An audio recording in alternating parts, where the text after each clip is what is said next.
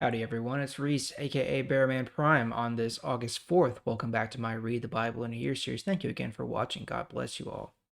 Carve the top right hand corner for the rest of the playlist. And please hit that like button, subscribe button, and notification bell. I really do appreciate it. Alright, so it seems like things are kind of trending in a certain direction in Jesus' earthly ministry. Things are starting to ramp up a little bit.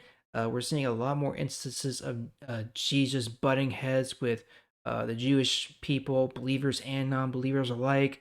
We're seeing a lot more instances of people wanting to arrest Jesus or kill Jesus or trying to criticize him or disprove him or anything like that. So seems like things are moving towards some sort of climax. We all know what happens later on. Well, let's continue on in the story and let's jump over to Luke chapter 11 and pick it up in verse 33 today. This is Jesus speaking. No one takes a light and puts it under a bowl or hides it. Instead, they put it on a lampstand so that the people who come in can see. The only source of light for the body is the eye. When you look at people and want to help them, you are full of light. But when you look at people in a selfish way, you are full of darkness. So be careful. Don't let the light in you become darkness.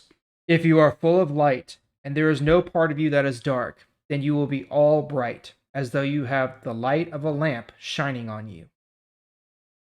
Verse 37.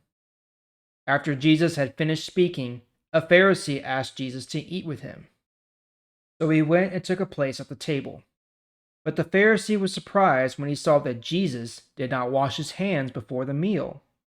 The Lord said to him, "The washing you Pharisees do is like cleaning only the outside of a cup or a dish.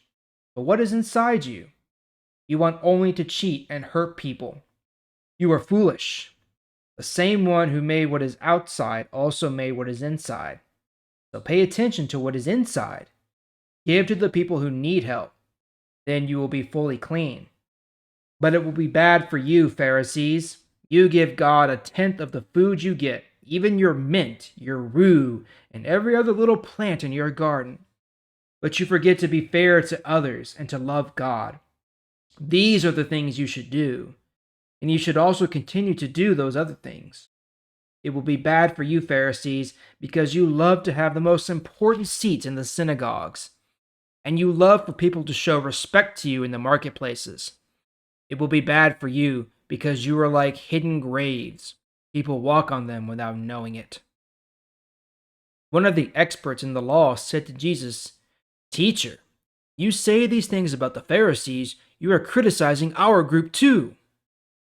Jesus answered, "It will be bad for you, you experts in the law. You make strict rules that are very hard for people to obey. You try to force others to obey your rules, but you yourselves don't even try to follow any of those rules.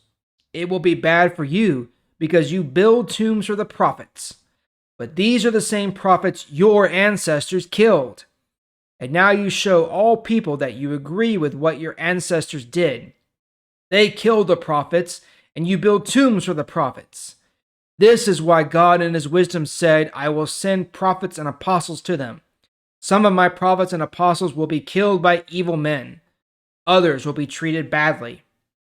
So you people who live now will be punished for the deaths of all the prophets who were killed since the beginning of the world. You will be punished for the killing of Abel. You will be punished for the killing of Zechariah, who was killed between the altar and the temple. Yes, I tell you that you people will be punished for them all. It will be bad for you, you experts in the law. You have taken away the key to learning about God. You yourselves would not learn, and you stopped others from learning too." When Jesus went out, the teachers of the law and the Pharisees began to give him much trouble. They tried to make him answer questions about many things. They were trying to find a way to catch Jesus saying something wrong. Well, that was pretty pointed there. Jesus is just cutting right to the heart of the matter when it comes to what's wrong with the Pharisees and the teachers of the law and the Jewish religious leaders at this time. So, what it all comes down to is they were more concerned about themselves than pleasing God.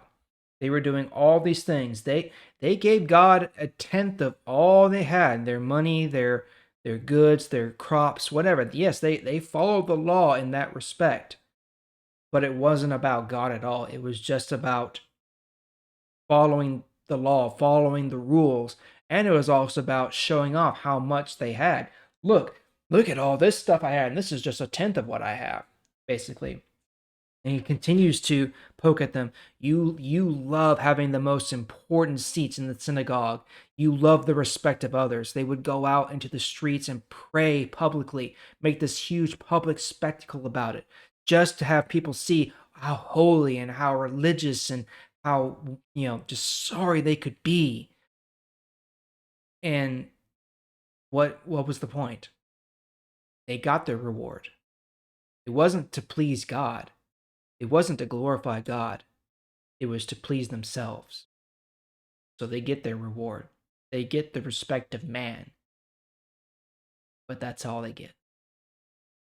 And Jesus says it'll be bad for these experts in the law too, where they say that, God has sent throughout the whole Old Testament several prophets to, turn Israel back to him, turn back to the ways they are supposed to be. And what ends up happening? A lot of these prophets end up dying horrible deaths, being killed by the very people they were trying to minister to. So he's saying it's going to be bad for them, these experts in the law who, more or less are descendant from those evil people, that they're going to, be paid double for all the prophets that have been killed, even going so far back as Abel. Remember Cain and Abel? Yeah, that Abel. All right. All right. Well, that's all for today. We're going to pick it up there tomorrow. Thank you again for joining me. I sure do appreciate it. I'll see y'all tomorrow.